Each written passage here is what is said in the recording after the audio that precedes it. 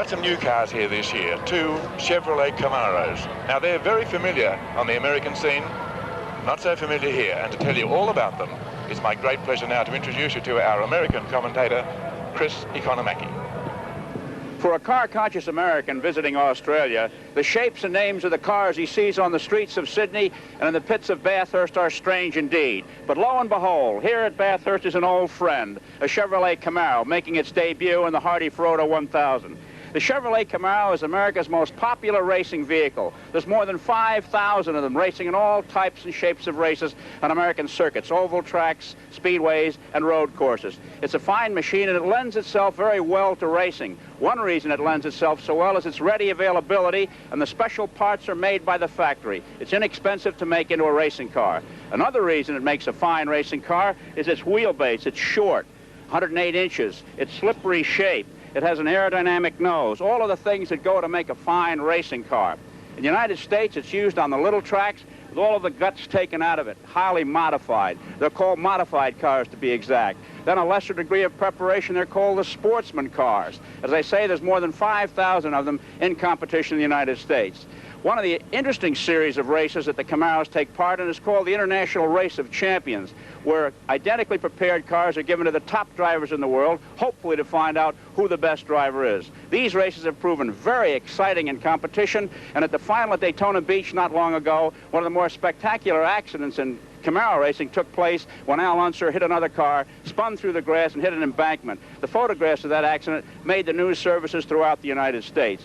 The Camaros we're seeing here at Bathurst are not prepared to the degree they are in the United States because of the regulations, which means the upholstery must be left in them, and the modifications are limited. However, some of the things like the fender flares, which are allowable because they're made by the manufacturer, help the car because the wider tires and wider wheels may be used. And the slippery shape we talk about goes down to a fender, spoiler rather, on the back trunk that helps keep the back end down. So we're going to see two Camaros, hopefully, in the Hardie-Ferodo 1000, and if they do well, your biggest auto race may someday become a Camaro playground. Back to you, Evan. International cars and international drivers. There are 14 internationals in this year's race. From England, we have Mark Thatcher, and we'll be talking to Mark in a short time. John Fitzpatrick, who's won here in the past. Derek Bell, who's won his class. From America, Dick Barber in one of those Camaros that Chris was telling you about. From New Zealand, we have Leo Leonard, a man to watch as he's won New Zealand's biggest car race for touring cars many times.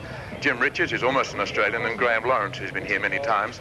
Austria, Dieter Questa, European touring car champion last year, was in the race last year, didn't get one lap in, so he's looking for a much better event this year. From Japan, we have Kiyoshi Misaki, who'll be with Mark Thatcher in the Corolla. From France, Henri Pescarolo with John Goss, and the Hong Kong pair of Peter Chow and Ahmed Khan. But let's look back now on some of the historical aspects of international drivers who've competed here in years gone by. Some have won the race, and some, as you'll see, haven't done so well.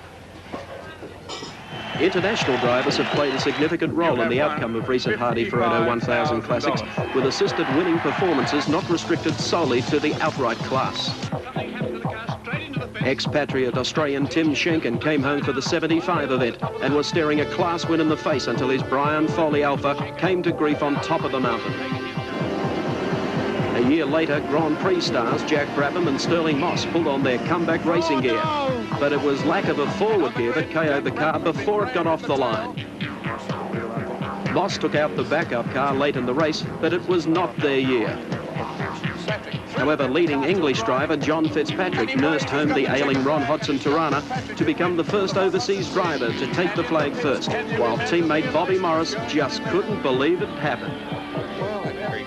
1977 saw a record lineup of internationals, including dual Indy 500 winner Johnny Rutherford and America's Queen of Speed, Janet Guthrie.